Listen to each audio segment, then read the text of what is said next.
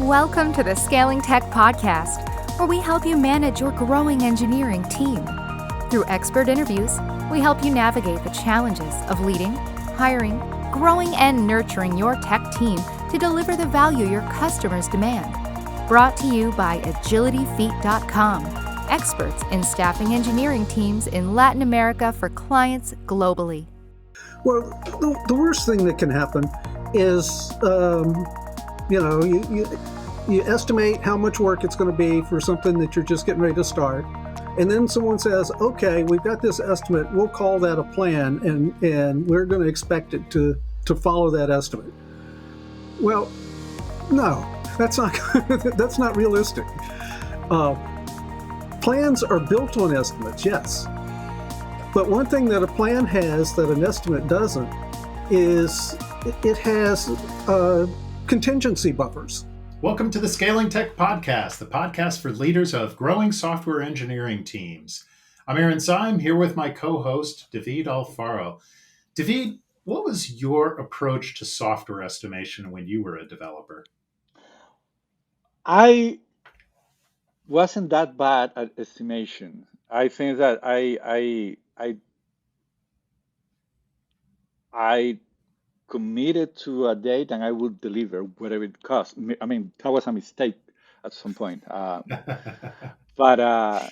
in my early days as a developer, that I will behave like that. Now, as I became aware of agile thinking, and by that time I was now leading a team, I would do story points.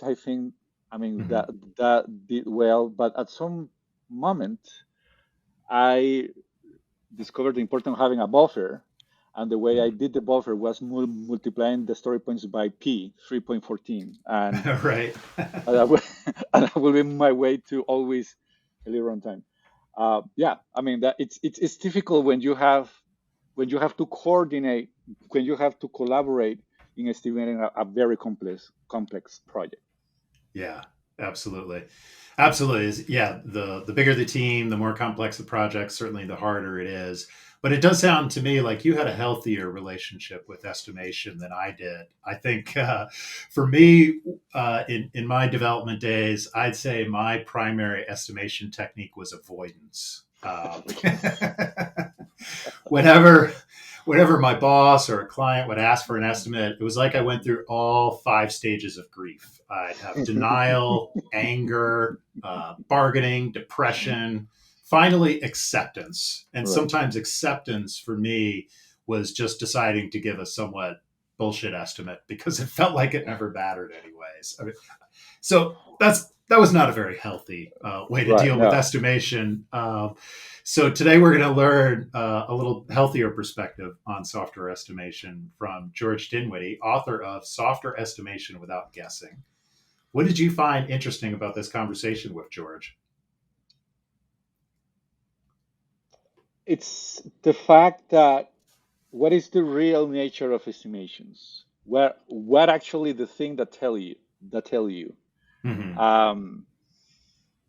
How to use them as a point to eventually come up with a plan, how to track the progress of that estimation, and what are the important factors that you have to take into account, and what kind of things to measure in software development in particular. So in general, I think that is a very reality-centered approach, continual learning, constantly checking your premises, realizing what is important for the organization, what is important for all the people involved, including the stakeholders, particularly the stakeholders, Mm-hmm. how people is affected emotionally with the entire process and how to deal with that. That is a very fresh approach. So I enjoy it very much. Yeah. I definitely enjoyed this conversation with George, and it was a reminder to me of what the real value of estimation is, and that's helping us to make a good business decision, whether that's the team making the decision, the executives. It doesn't, it hopefully together really the estimation technique is less important than the result, the actual business result, the decision that we're trying to make from this. And I think that's a takeaway for me, is a reminder that, you need to always inform the team on the context of this estimate, how it's going to be used, what are the trade-offs, the decisions you're trying to make with it. And that's going to allow the whole conversation around the estimate and the work to be done in general to be a much healthier, more useful conversation. So, all right, well, let's get to our interview with George Dinwiddie. George Dinwiddie is author of Software Estimation Without Guessing, Effective Planning in an Imperfect World, published by the Pragmatic Programmers. George is a software development consultant and coach who has studied both technical and human aspects of software development. George has been involved in the Agile community since 2000. Over that time, he has helped organizations ranging from a 6-person startup to a Fortune 100 company and $1 billion+ federal program. In addition to Software Estimation Without Guessing, he's also author of Evolutionary Anatomy of Test Automation Code and co-author of Patterns of Agile Journeys. Welcome to the Scaling Tech Podcast, George. Thank you. I'm glad to be here. It's a pleasure to be here with you. It's been a while since we've had a chance to talk, but really happy to have you here today to talk with us about software estimation. I have a real love-hate relationship with software estimation, as most developers do. And there's not very many good books out there about how to do it well. So I really appreciated your book and reading it. So thanks for taking the time to join us. Well, I'll have to let you know, I have a love-hate relationship with software estimation also. I'm sure you do. I'm sure you do, which is why you had plenty of fodder to write a whole book about it, right? Right. Yeah, there's a meme that we see sometimes go around about how not to be stressed at work, and it always says, like, step 1, don't go to work. And I think about that in the context of software development and estimation too, that it's like, how to be a happy software developer. Step 1, don't estimate software, right? I think it would be really nice if we didn't have to estimate software development. And so that's when I talk to somebody about software estimation, that's usually the first thing I say is, if you can get away with it, just don't do it. But a lot of times we can't really get away with it. So maybe we can kind of start, with a little bit of, your perspective on why it's necessary to estimate software, why this is such an important topic.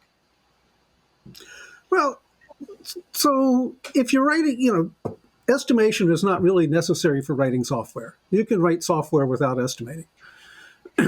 But even if you're writing software just for yourself, so you don't need to report to anybody else, at some point along the way, if there's something that you want to accomplish with that software, if you're not just killing time, you're going to wonder, well, how far along am I on getting this done?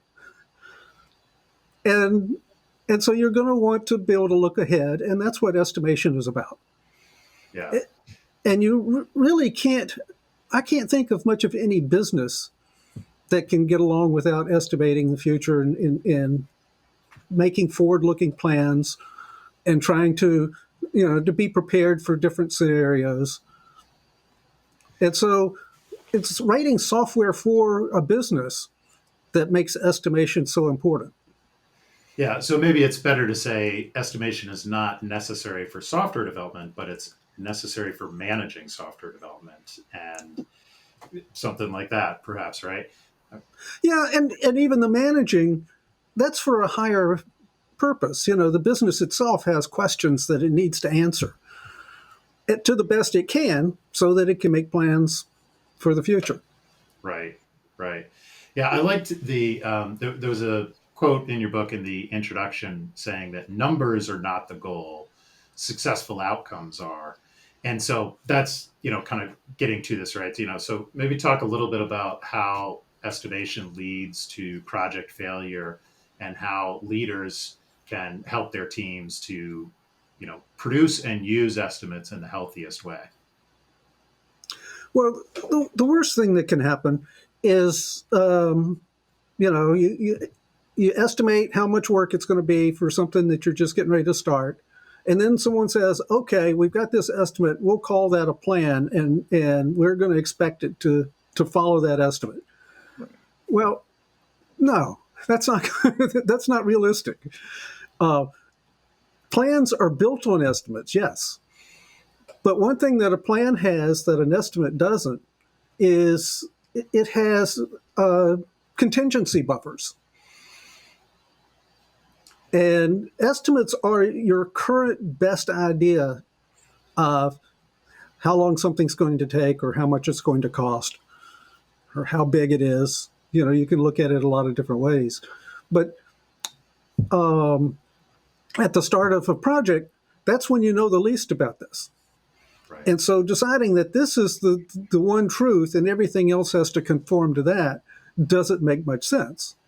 Right. Now, that doesn't mean it's not worth doing the estimate. You may do the estimate and say, oh, there's no way we can make a profit on this. You know, forget it. Let's do something else. Yeah, absolutely. You know, a lot of times your estimates are, you know, really only need 3 values. You know, there's no way we can do this. Oh, this will be a piece of cake. Or, well, it's too close to call. I like that. I like that categorization. I mean, and you know, we talk about like story points and agile as one way to bucket estimates, but what you just described is a whole lot better than story points or t-shirt sizes. Just which category is this project in? You know, I guess if management has sort of told me, hey, this has to be done by this date. Yeah, no way, easy, or too close to call. That's a favorite estimation technique I've ever heard right now. I love that. It's sort of the only one that matters in a way. So I think, I mean, when David and I both come from a background of software development before we got into engineering management, and our podcast is targeted towards engineering managers leading software development teams. Many of them have probably also come from the software development background. So, you know, you might think that we would be maybe better at doing estimation as managers, having come from a development background, or at least being better at understanding how to use estimates. I'm not sure that's really the case. And I think the first management lesson I had about estimation, which I'm not saying this was a good lesson, just saying first thing I've learned was double everything any developer told me, right? And that was how I put in contingency buffers, right? And then I think when I was taking that, you know, a developer on my team gave me an estimate, so I'd try to double it. And then I'd give it to executives who were making the decisions above me. They were probably also, you know, in their heads thinking they needed to add some contingency to whatever I told them. And then realizing that was way too much time. And so, you know, then artificially cutting it down to some constraint to the point where you kind of, at the end of it, you're kind of like, well, why did we even bother doing that estimate? Just tell me the date you want this done by, and we'll either just work weekends to get it done if we're going to approach it unhealthy, or we're going to, you know, try and figure out what we can do by then. So I think so much of the way we approach estimation, especially new managers, is so unhealthy that it's where the exercise seems, you know, futile a lot of times to me, right? And you said you have a love-hate relationship with estimation too. So I imagine you felt that way at times. How do you try and address that, you know, in your book and with engineering leaders, of making this more healthy and not making that mistake of going from estimate to plan directly, as you stated? Well, it takes a lot of conversation. You really have to, you know, this is why I wrote the book in the first place, is because I saw so many people getting into, you know, verbal fights over estimation. And when people started talking about no estimates, then those seem to get even more virulent. And that's just an awful way to live. And, you know, there's no point in beating each other up, you know, over this topic. We need to understand each other. And that can be really hard, you know, understanding someone who's in a role that you've never been in. And what are their needs? And that's the reason I wrote the book. And that's what the last chapter is really about, is these people aspects. But there's a whole lot before that about, you know, getting value from estimates and figuring out what value you really need.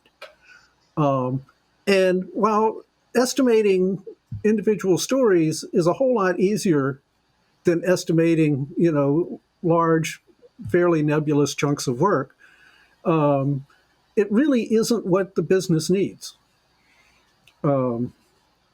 They really don't care how long this little tiny slice is going to take or how many of them you can fit into the next week. They're not thinking of things at that level of granularity. Right. And they care so, about the delivery of all of it together.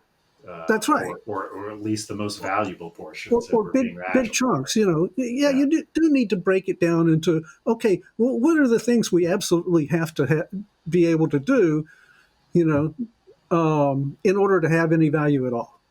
Yeah. Figure out what is that, and you need to make sure that you can, feel pretty safe about getting that done within what's considered a reasonable amount of time in the whatever context you're in. If that is iffy, then you're starting out very poorly, and you need to talk about that. What are the contingencies if we can't pull this off? Yeah, exactly. Right. I like a definition of certainty that says something like this. Certainty is having enough information to act about something. There is a point where having more information doesn't change the decision that you're going to make. Right. So it doesn't make it more certain. I mean, you reach certainty already, so you can make a decision. And I want to make if I may, I want to make a confession to George. When I love your book. I love your book. And the reason I love your book is the book shows a stark pragmatism by focusing on how to effectively work with a fluctuating reality, with a reality that changes. You provide concrete methods for estimation. You stress the need for flexibility, continual learning, adaptation. It's just wonderful. I mean, it is reality centered. It is a reality centered book. It is great, and it is constantly and you provide constant, concrete examples about anything you say. So that is particularly unique of you. So that is fantastic. So I love your book, but I have a little grudge against the title. Because the title says something different than the content. The title says software estimation without guessing, which is fine. But the next thing is effective planning in an imperfect world. See, it's different. Well, that part says that the world is imperfect against any definition of planning. But your book says something different. It's the reality is king. So we want to find a way to find an objective method so we can use our brain to grasp the reality. And this is the way. And this is a very good method. So that's my grudge. So am I splitting too thin here? No, what's the expression? Splitting hairs. Splitting hairs. Or you meant to be controversial? Well, to be honest, I didn't come up with the title, so this doesn't. Okay, I wanted to use pragmatic estimation, but pragmatic programmers is very, very sensitive about the use of the word pragmatic in titles, and so they don't just let anybody do that. That would have been fantastic. The company, then no, that's not a starter. So they came up with that, and I said, okay. Okay, I see. Well, but besides that, I mean, the book is fantastic. It's fantastic. I'm sorry. No, that's fine. That's fine. I come up with a good title myself. Okay. Look, I have another question. It is when you come from the non-agile world, there is something that is very attractive to the traditional project managers, which is the weighted shortest job first, the WSGF. Um, and then the other thing, if you come from a lean background, is the cost of delay. Have you? I mean, and this is used to prioritize projects. Have you have any thoughts on that? Well, and these are all heavily based on estimates. Right. The value of the project is an estimate. When you're doing, weighted shortest job first, you're using a lot of estimates in there. And usually those are kind of broken down into categories, which, because you can't estimate them very precisely. And then, the math's a little funny because then they use these, these are nominal values, but then they do math on them.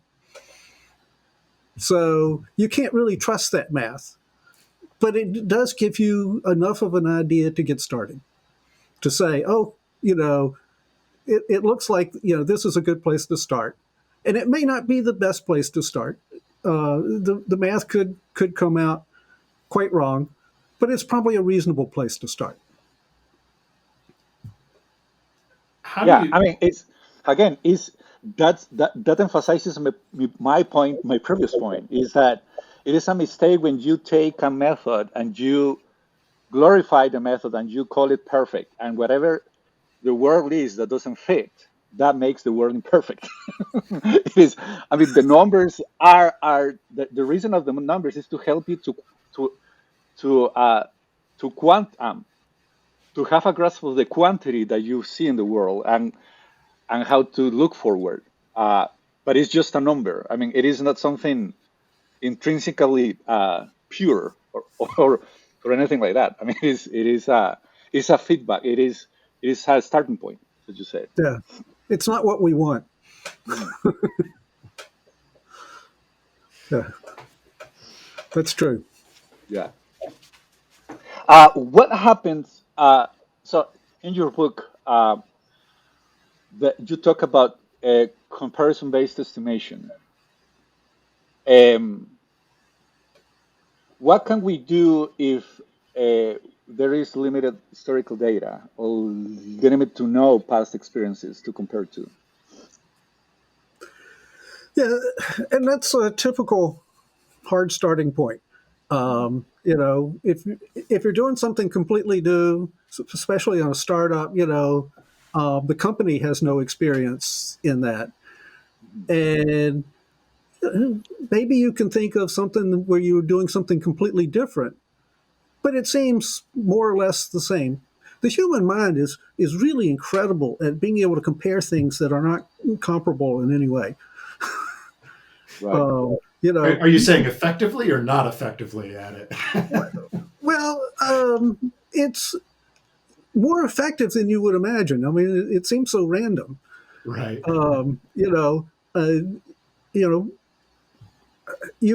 The human mind can compare the sizes of colors or something like that. Things, and come up with something that may be reasonable, at least is workable. So we're better at this stuff than we give ourselves credit for. The problem is when you start trying to go for precision.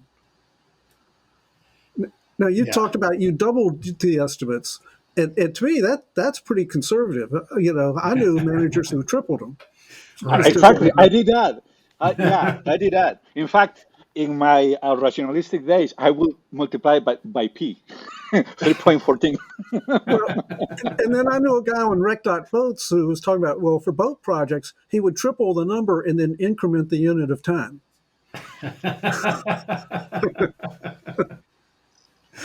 Fantastic.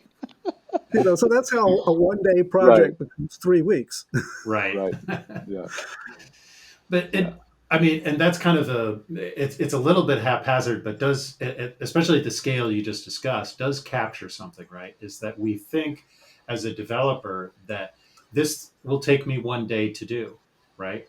But we forget about maybe back and forth with other team members, maybe going back and forth with the testing team, That's right. fixing some bugs, or we forget about going back to our product owner to get clarification on what we need. We forget about all these things that does take what may have been, one day, 8 hours of coding and stretch it into a calendar timeline of 3 weeks, right? So at that scale, doing kind of a double, triple, multiply by pi, whatever method you want to use may actually be really helpful. But obviously the bigger scale that we get, taking a 3-month estimate and turning it into a 2-year estimate, you've distorted the estimate and the precision so much that it's now really hard to make a business decision around that. So I guess, how do you recommend starting that communication, between, say, a manager and an executive, or the team and the manager, whatever, whoever, of, I want this estimate from you. If I'm the executive, I want this estimate from you. This is what I'm going to use it for. This is the decision I'm trying to make. So, how could we come up with an estimate that is actually beneficial to me in making that decision, right? Well, I would start talking about, well, what's the criteria for the decision? Where's the go, no-go point on that decision? Where's the tipping point? And because if we can get it far enough away from that, then we don't need any precision really at all. But if we're really doing something new and there's a lot of unknowns, we may not know if we can do it at all. Right. I was on developing a modem many years back, and the VP of engineering had a patent on a fast training algorithm for multi-drop modems on a lease line.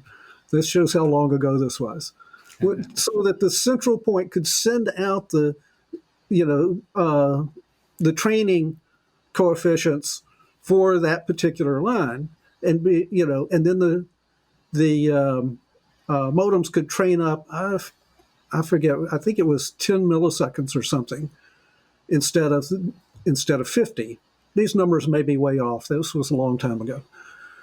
And it got down to the point where we discovered that it wasn't quite possible. But what we could do, and I was just a technician here, this wasn't my decision, but what it could do was, instead of sending data at 9600, it wasn't trained well enough to be able to do that reliably, but it could send it at 4800. And so start sending 4800 data instead of training sequence, and continue to train on the data, and then switch to 9600. The thing is that the customer looks at the amount of time between request to send to clear to send, as their delay. What they didn't see was there was a little bit of data after they dropped request to send still being sent on the other end, because it had to buffer it within the modem because it was not sending it out as fast as it was receiving it there for a few milliseconds. So it was a little sleight of hand, but it took a lot of work just to figure out that, no, this was impossible. We couldn't make this work. So I think for me that gets to the importance of, the team understanding, as you said, like, what are the parameters of the decisions, I think you said, but, the timeline and the goal of the decision, right? If the decision that was trying to be made was that we have to release this modem for a public sale a year from now, and to be economically viable, it has to be, 9600 BPS, right? Then if the team hasn't done that before, then the first question is, can we reach that particular level, right? And what do we need to do to feel confident about that, right? So, what's the spike, right? Right. The technical spike that we can do that will de-risk some of this, or the walking skeleton that can be built, right? And I guess to me, I mean, where I think the people aspect of this becomes so important in estimation, and so I really appreciate your approach to that. Is that it's kind of like, is it Mike Cohn who coined that phrase that the story is a reminder to the conversation?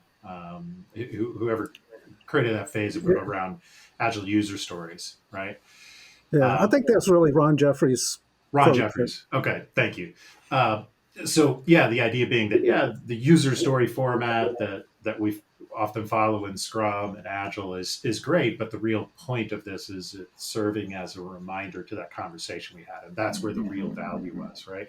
And I think we should be thinking of estimates the same way, right? The estimate is a reminder of the conversation or a precursor to the decision and that needs to be made, and that's the real value, not the estimate itself, right? As you said, the numbers don't matter, it's the outcome that matters. And there has to be some psychological safety to have that conversation in a healthy and meaningful way, and that goes both ways. I've seen a lot of cases where the executives, they don't want to admit that there's something they don't know because they feel like they got to where they are by Right. being the expert. And they need to maintain that fiction, to stay where they are. Yeah, definitely, for sure. And that's sort of having a culture that doesn't have that openness in either direction, obviously, can harm the value of the estimates or how we use them. Can you talk a little bit about sort of the different types of estimates or different types of estimation methods that you cover in your book? So I kind of simplified it a bit down to either a model-based approach where you have different parameters you plug in and calculate something from that, or just a comparison to past experience. And ultimately, I've seen a lot of people go with building a model for how long it'll take, because then the executive can play with things, but they never validated the model. And I looked at the formulas in a spreadsheet once, and I knew that this was just a model out of somebody's head because the coefficients were always half, 1, 2. Right. This is not measured data. Right. And so it's just somebody's way of how they thought about the complexity of the work. How many external interfaces did it have was one of the things. And yeah, that's an important factor in how complicated this work is. But it's not so cut and dry that you can just say, oh, well, we're going to take that and multiply it by this value, and that'll give us a time. So, and then on the other hand, there, the Kokomo model, which is built on lots and lots of measurements. But as far as I can tell, all measurements from sort of one domain of huge government projects being done by huge contracting companies. Mm-hmm. And I haven't done a lot of work in that area. But it strikes me as an observer that those sort of projects usually have so much overhead that you've got a lot of wiggle room just by how many managers, middle managers are involved, and they could come and go to some degree without really affecting the work, and so that gives you your buffer just called by a different name. Right. It's not an estimation model based on a fail fast philosophy or an incremental philosophy, really. No. My it's a little unfair, but I tend to think of it as a model that's based on maximizing profit. What's the Right. biggest number we can get away with? Right. Yeah. And in a large contract bid, that may be precisely the motivation. If for no other reason, then they have to leave that profit margin for all of the thousands of change order requests that will be dealt with and negotiated over the course of it too, since we may be talking about an incredibly unagile type of model.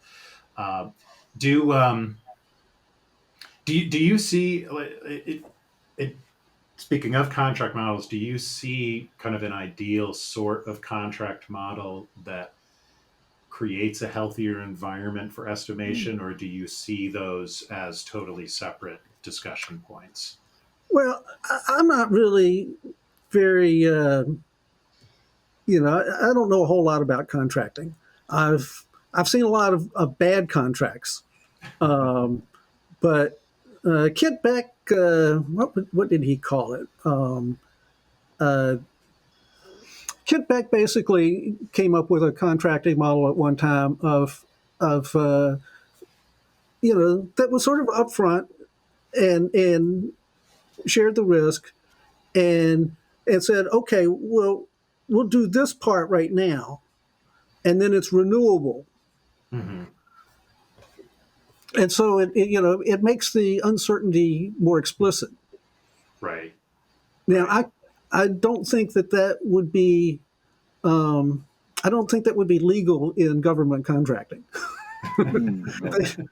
Difficult to put a cap on. Built all sorts of laws to try to protect themselves from being taken advantage of. Right. That I think they hem themselves in also. Sure.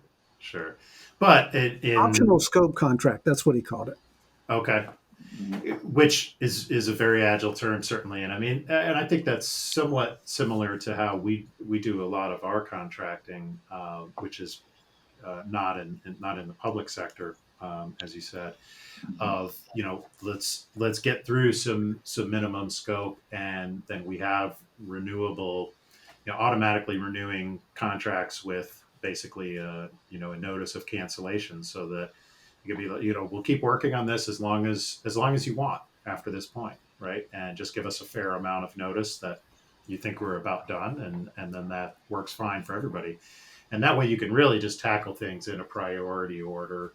And when you get to the point of having delivered all the value that you need, then you go ahead and move on. You end the contract, right?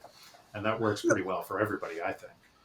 Yeah, and I find that you could use a burnup chart to track how you're progressing, and it's really easy to just look at that and see, we're continuing to progress at a constant rate, but maybe the distance between valuable increments is getting bigger, and so therefore, maybe it's time to quit. Or something like that.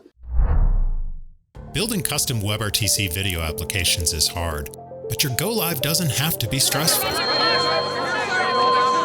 thought we were ready to launch our video application, but we discovered it's a lot harder than we thought.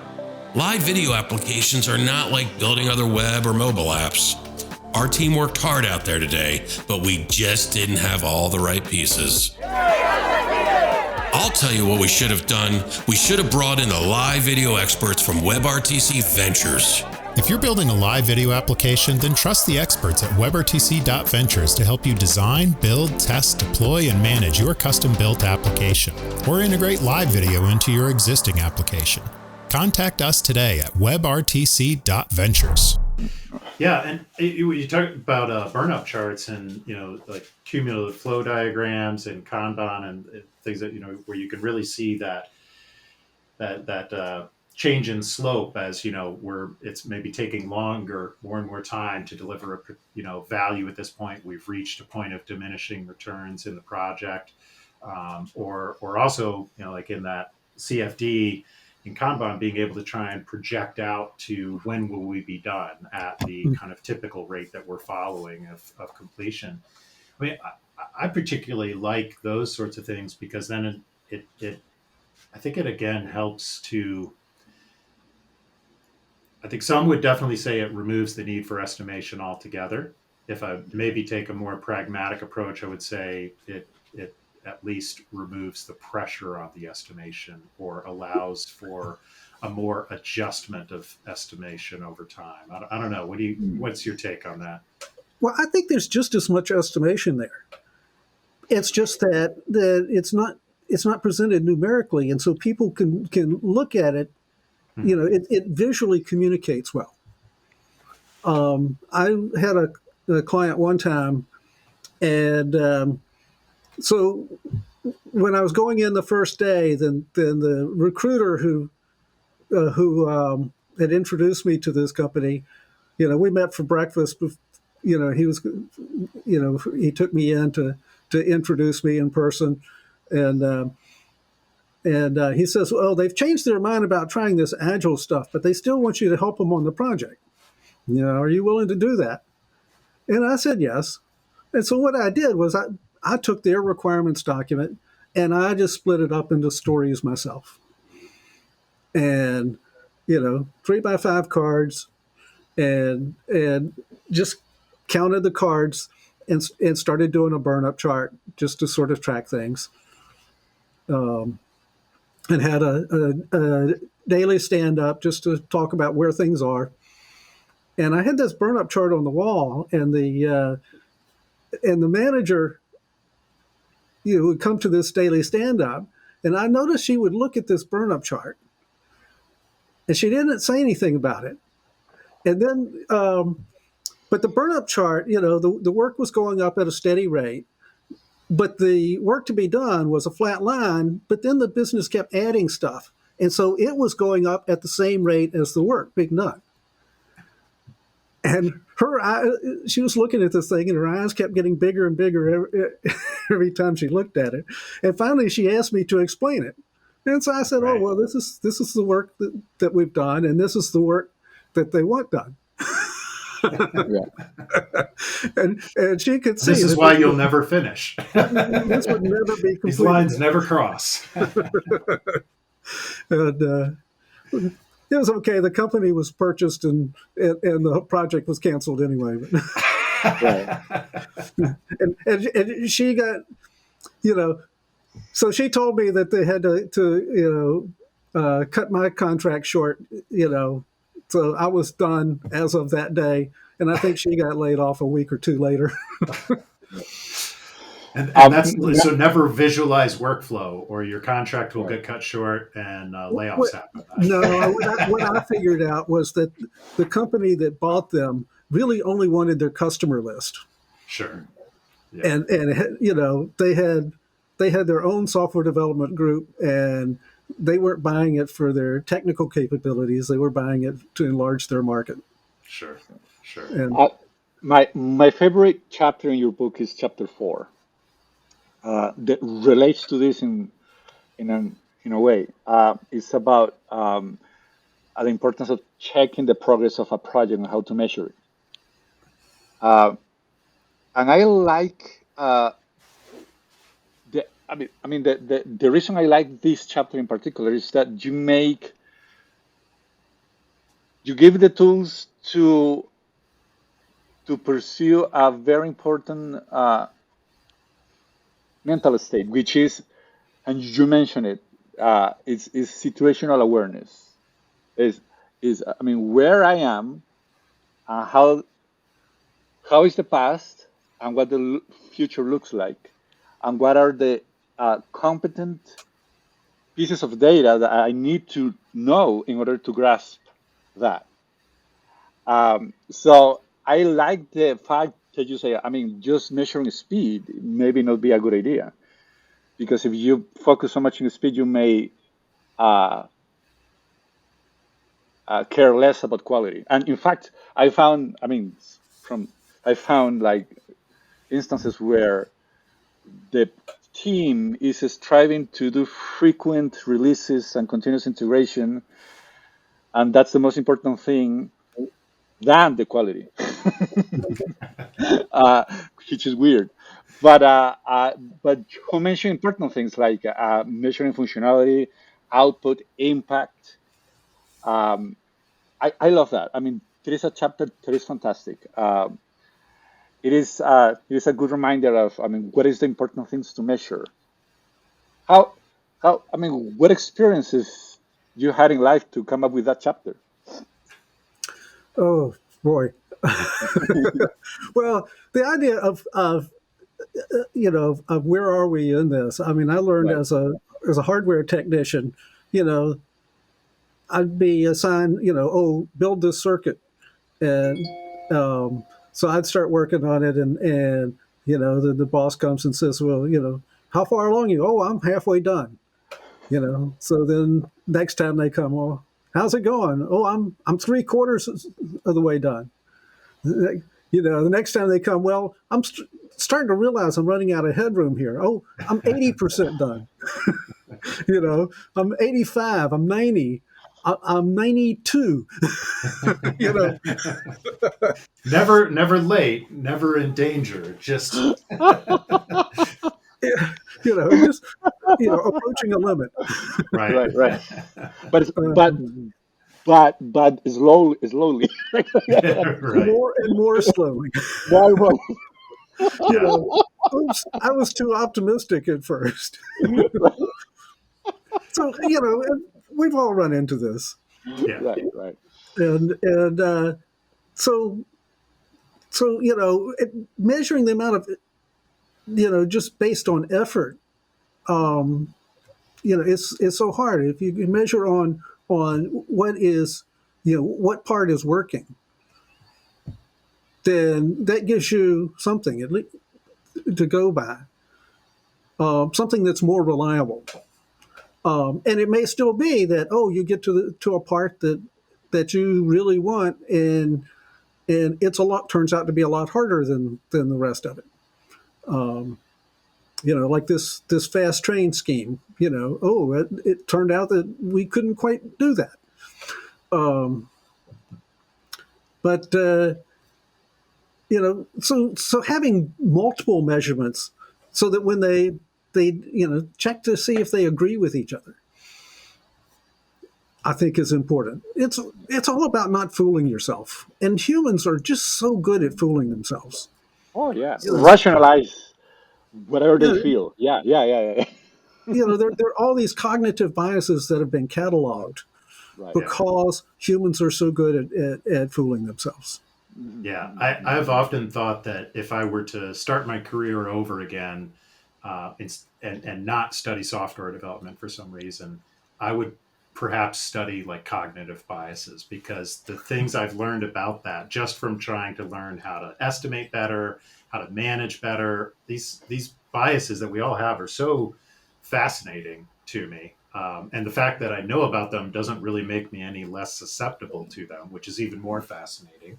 Right. Knowledge is not necessarily power in this case, but helpful, hopefully. But I think it's really interesting. I mean, and you list some of them in the book. One that I always think about is, I believe I've heard this called the expert bias. Hopefully, I have the term right. But the idea that I did something in the past and I was horribly wrong with my estimate of it, let's say. But now I think, okay, now I'm an expert though. Yes, I did this thing before and I told you it was going to take 2 days and it took 2 weeks. But this time, when you ask me to do it again, this time it will really take only 2 days, because now I'm an expert in it, right? and the context I've often heard that sort of bias described in is like economic predictions. People saying, well, why did you miss the example I remember reading? Why are you telling me to trust this prediction about the future when you completely missed this economic catastrophe of the past? Well, I understand now why I missed that, and I'm not going to make that mistake again. But of course, there's always other things that come up, right? So this bias is that, sure, I might not repeat the same failures I had in the past, but I'm still not accounting for the fact that I'm probably going to fail at something different this time, right? Which I think makes like any sort of comparison-based estimate really hard to follow through with effectively. I think.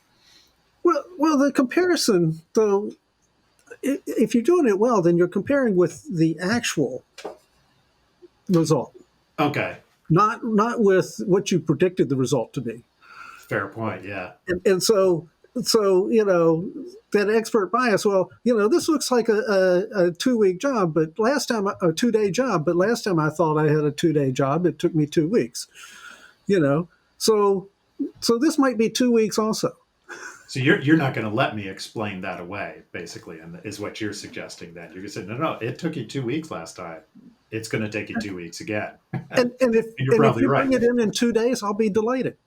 Right. Right. Well, I think the point is it exactly the same situation? Do I have enough data to conclude that it is the same situation? Well, and it never is.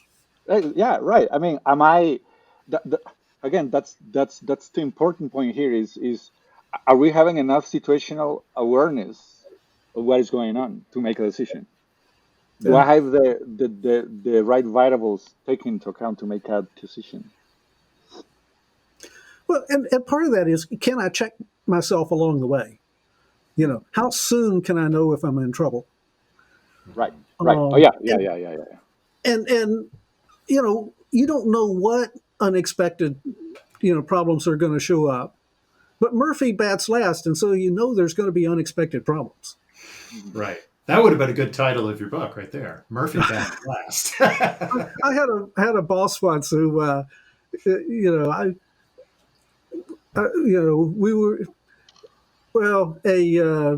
we'd sent a unit out, a data communication unit out to a prospective client, and they ran some tests, and it failed. It actually failed in their tests, and so we were trying to figure out why it failed, and so an EE and I were trying to figure this out, and we would discover something, and then we would proceed and stuff, and the boss finally came and asked how it was going, and we told him the things we had discovered. And he says, "Well, how many more unexpected problems are you going to find?" And I said, "All of them." All of them, right? Perfect. Give me a number of the unknown things that you don't know. Right. Okay. Well, the funny thing is that the root problem turned out to be the way they were testing it. They were using a pseudo-random digital noise generator on the data line, and we were doing BISync communications, and there was a point where it created a bogus acknowledgement and got the two machines out of sync, and so the transfer would fail. Right. But catching that when we didn't have a protocol analyzer was really tough. We actually turned the receiving machine into a protocol analyzer. We wrote some code to make it write only the bad stuff. Right. Yeah. This feels like we're starting to trend into a quantum mechanics discussion here, where any observation of the system modifies the system, which perhaps is true of software estimation, in fact. Yeah, I had a manager once who asked me to go correct some problems in someone else's code who had been on the same project and had left, and then the customer, didn't like some stuff, and I, he says, "How long would that take me?" And so I did, quick estimate, and and gave that to him, and he says, "Oh no," he says, "Nothing happens in 10 minutes." Right. And he was absolutely right. I estimated it as if it was code that I had written and was intimately familiar with. His code, it took me longer than my initial estimate just to figure out what was on his mind when he wrote it. Right. Absolutely. In your final chapter 9, you took a chapter to talk about human behavior, and you talk about some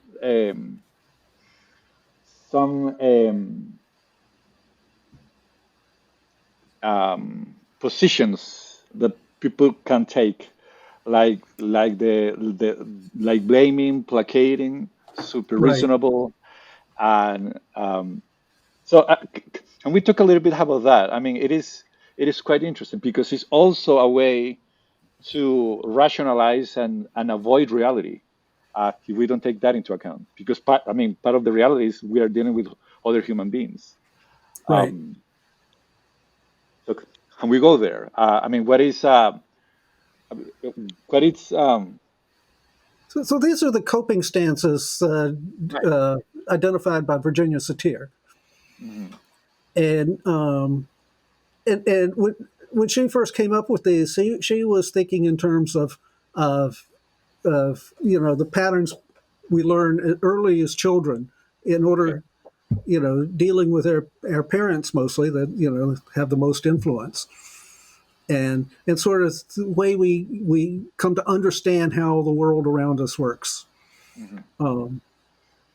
And so she came up with this simple model of the self, the other, and the context. And her definition of congruence, which I think she borrowed from psychologist Carl Rogers, who used it for our inside matches our outside, and she sort of expanded on that notion and took into account the fact that we're paying attention to our own needs, to the needs of this other person that we're communicating with at the moment, and the context around it. And if we don't take all three of those into account, then we don't do as well. If we don't take into account the other person, then we blame them. And you see that a whole lot in a lot of organizations, where higher managers blame people lower on the chart because these are just these are worker bees. These aren't executives like they are, and then you see people with less power trying to placate the people with more power and tell them whatever they want to hear, whether it's true or not. Just say what they want to hear, and that doesn't get the job done either. And sometimes you see where the people are getting along great with each other. They've got this great loving relationship, but they're not actually getting the work done. They're not paying attention to the context either. Right. So you really need to balance all of these things, and it's a tricky thing. It's hard to do. And I find it's a very dynamic balance. Now, if you do it badly, if you don't balance it, then it can be not dynamic. You can really get stuck in one of these patterns and go to it all the time. And there's a tendency to do that. We all have our favorite, out of balance coping pattern that we reach for first when things aren't going well for us. But this model to me helps me understand the situation better, and look at it and say, oh well, they're blaming me because my estimate was wrong.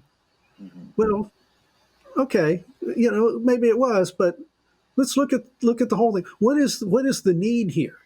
What is it that they need? And what do I need? And I have to protect myself too. And what does the situation need? Ultimately, it doesn't matter whether the estimate was wrong or not. We still got a system to deliver. Yeah. So getting it out of the blaming and placating stances, particularly, which tend to egg each other on, and make life very uncomfortable. Helps you get into a stance where you can actually solve the problems and make progress. Yeah. And a organization that's filled with blaming and placating is an organization that doesn't have a very healthy culture, right? That's right.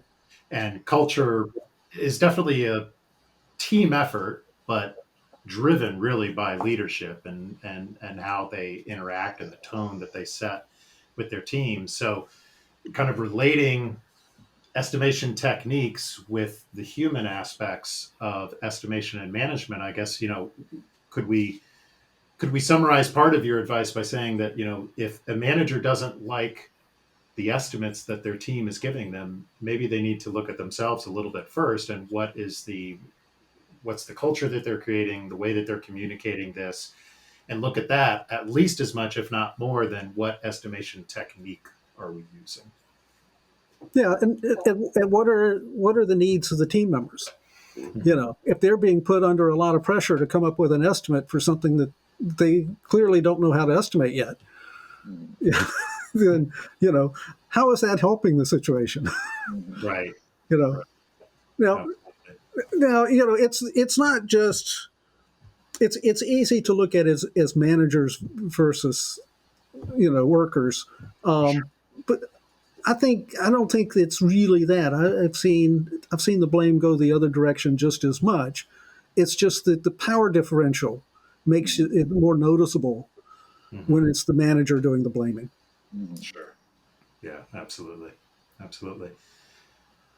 Well, George, this has been a really good conversation. We're kind of nearing the end of our time. Is there anything else, David, that you would like to ask George before we wrap up? I'm fine. I took my grudge out of my chest, so that's all I needed. And George, really appreciate you taking the time to talk with us, and again for writing this excellent book on software estimation. I really enjoyed reading it. Definitely recommend it to our listeners. How can our listeners get in touch with you if they want to, learn more about this or work with you on something? Well, there's lots of different ways. My company is Idea Computing, IDIA computing.com. You can find me there. You can find me on LinkedIn as G. Dinwiddie. Occasionally I wander into Twitter. I used to be there a lot, but a lot less so now. And I'm on mastodon.social right more now. Also as G. Dinwiddie. If you Google for G. Dinwiddie, you're probably going to find me. There's relatively few people using that initial and last name. Though it does happen. There was years ago, I discovered that there was a Dinwiddie distributing company in Knoxville, Tennessee, that distributed beer and liquor, and the owner's name was George Dinwiddie. All right. And I was always planning to just show up one day and see what I could get away with. But yeah, that's a family relationship worth nurturing for sure. All right. Excellent. Well, again, thank you so much, George, for joining us on the Scaling Tech podcast. Really appreciate it. Okay. And people have questions or want to have a conversation, reach out to me. I love to do it. Will do. Thank you. Thanks for joining us on the Scaling Tech podcast, where we help you manage your growing engineering team.